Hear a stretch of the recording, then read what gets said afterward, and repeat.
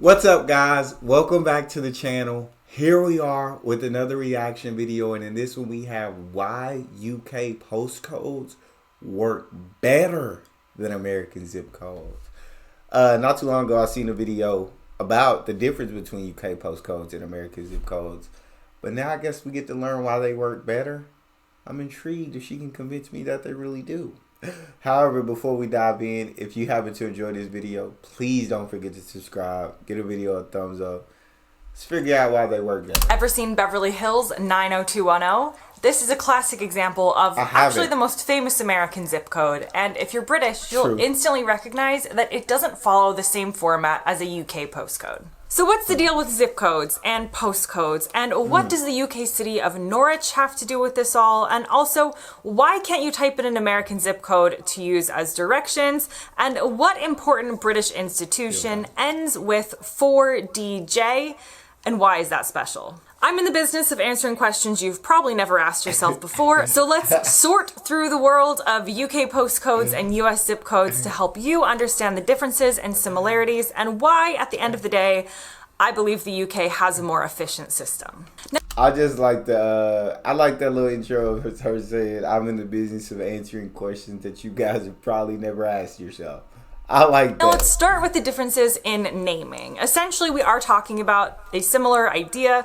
We all know a postcode or zip code comes at the end of an address for further specification and sorting. In the UK, it's called a postcode or postal code, and in the US, it's called a zip code, which also stands for Zone Improvement Plan, which, to be honest, I bet most Americans don't know. Zip was also chosen in the US to indicate a zipping of the mail, traveling faster when you use the code in the postal address. But these codes are actually quite different. Firstly, in the number of homes, residents, or land it covers.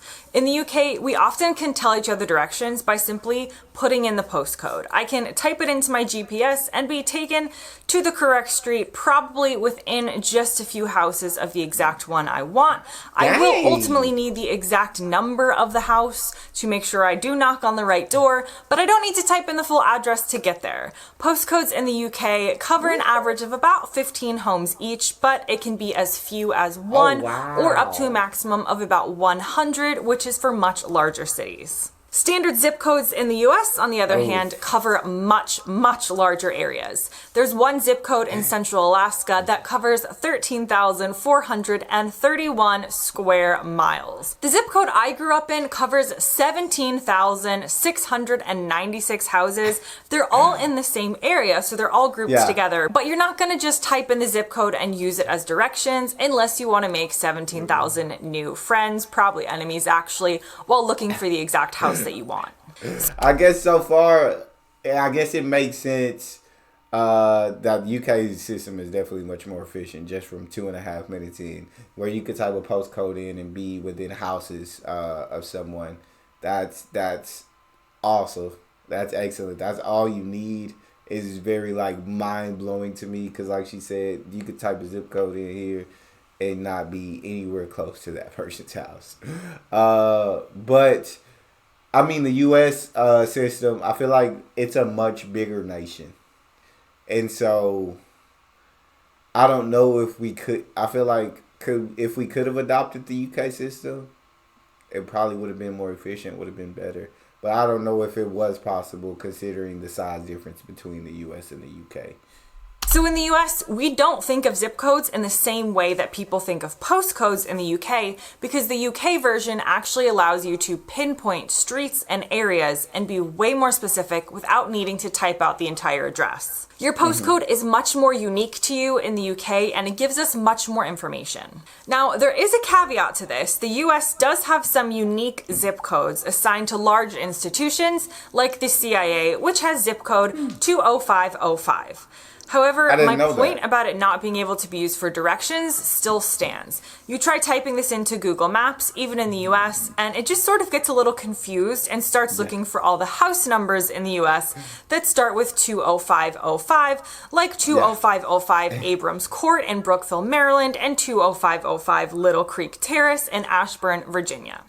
Unless the CIA secretly operates out of residential-looking new-built homes, which I guess is possible, but probably not the case. Now, before we talk about the postcode and zip code history, let's talk about the format. A US zip code is 5 digits, and it's always digits, it's always numbers, there is no lettering involved. There used to be a more prevalent zip plus 4 system that included 4 extra digits to indicate a more specific location, kind of like the UK postcode.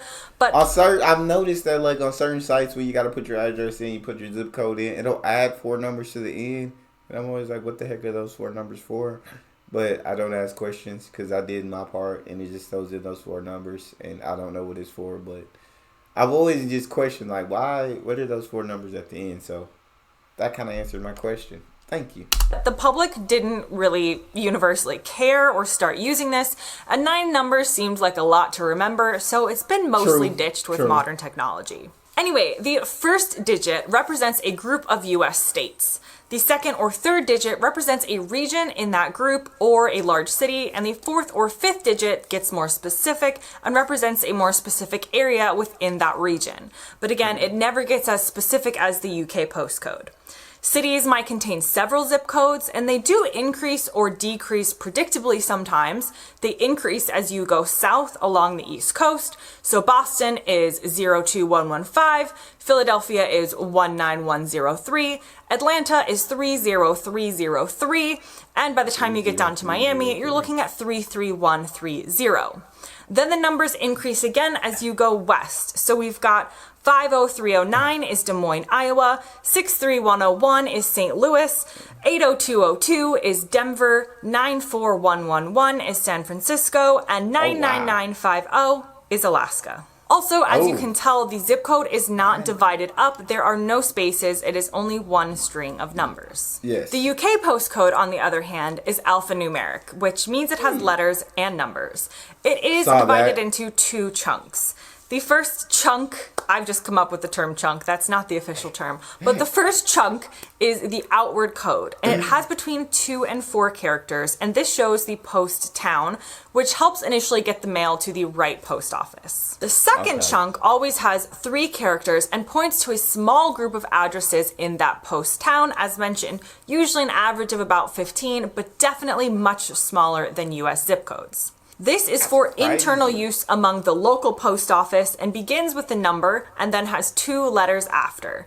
The first letters, the postcode areas, are usually named for a major town or city. So it's B for Birmingham or G for Glasgow, but sometimes they get a little bit different and are named after smaller areas or an area further away. For instance, LL covers most of North Wales, which has plenty of places without an LL in its name. And there's a wide area in Buckinghamshire, including places like Aylesbury and High Wycombe, that have HP postcodes, which is the Hemel Hempstead postcode. This is the main sorting office for the area, but of course, these places, Aylesbury, High Wycombe, many that have the HP postcode don't actually have an H and a P in them. And London is actually broken up into postcodes based on a compass, so you'll get E for east, NW for northwest, SE for southeast, and so forth. Now let's talk a little bit about... That's cool about London, I guess, because London is such a big city, break it up in a compass code. That's pretty cool.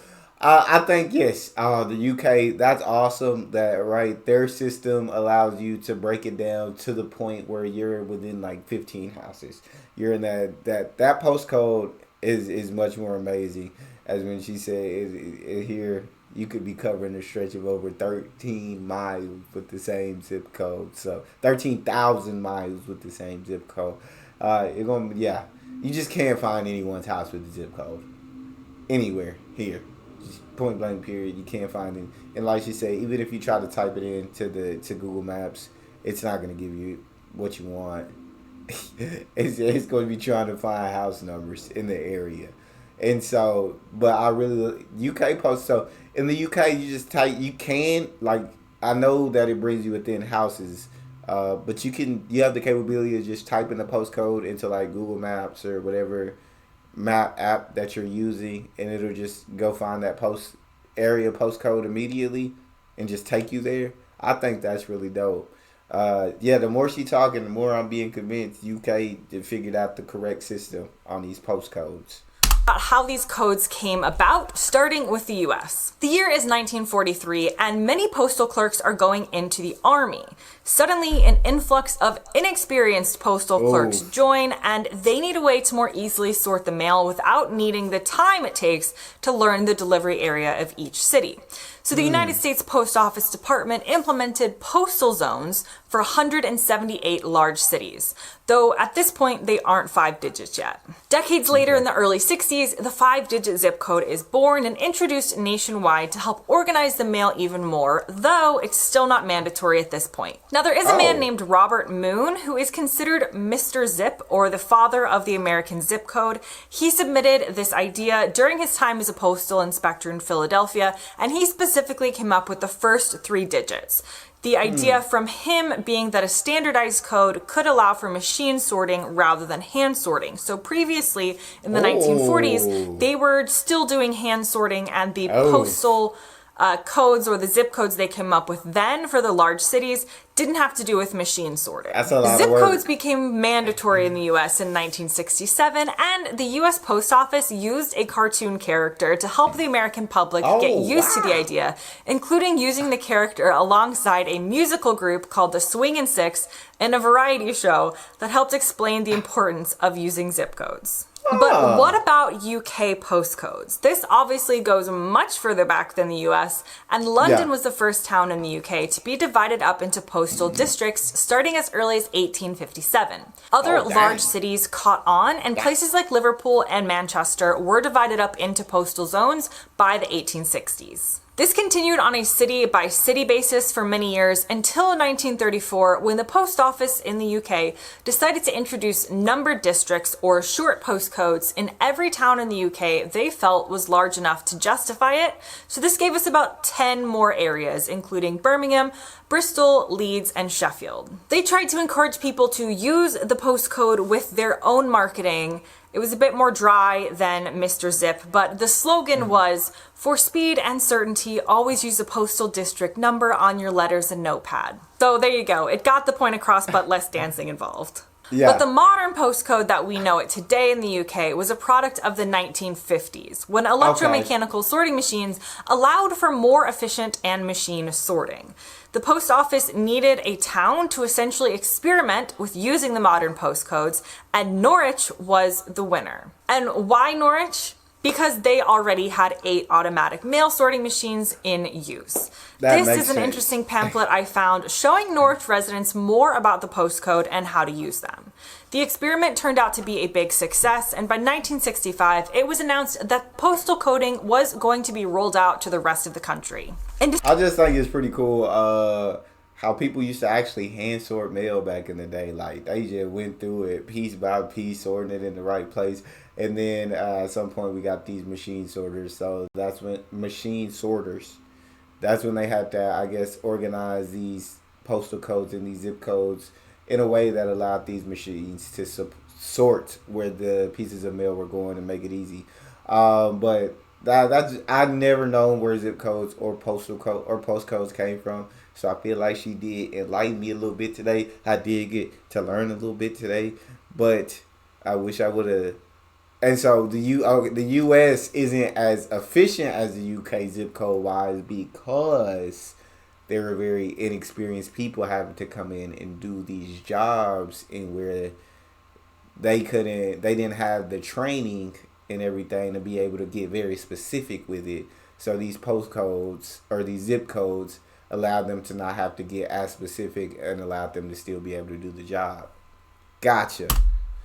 December of 1970, much of the Christmas mail was postmarked with the message saying, "Remember to use the postal code," and the scheme was fully finished in 1974. Now, just for a fun fact, we've talked about American institutions like the CIA that have their own zip code, but what about special postcodes in the UK? I loved reading through a list of special postcodes. These are postcodes allocated by Royal Mail. They cannot be purchased or specified, and they are only for high-profile organizations.